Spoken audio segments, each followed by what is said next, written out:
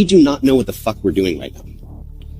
We are releasing this technology way faster than we know anything about how to control it. And the only reason we're doing it is because of the arms race dynamic. Because if I don't do it, I'll lose to the other guy that will, which means we're racing to the uncontrollability red zone. And most people just don't even know that it's happening. And it doesn't have to be this way. We can have a controllable AI future that is actually pro-human, but you can only do that if you actually know about these examples and know what makes this technology different from other technologies. So 2 months ago, Alibaba, the Chinese AI company, was training their AI model. And then a totally different team at the company, the security team, was noticing this flurry of network activity. And like, are we getting hacked? Like, what's going on here? And it turned out that the call was coming from inside the house.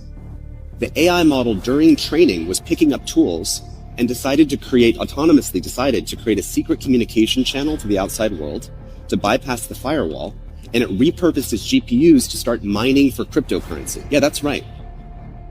It should be a gasp. How many people here knew about that example? I want to actually really look. There's like 10 people's hands. How many of the world's leaders do you think are aware of that example? We have a massive gap in understanding about the nature of this technology that's different from other technologies. It used to be that these were hypothetical things that people who cared about AI risk would talk about, like self-preservation or deception or blackmail or lying.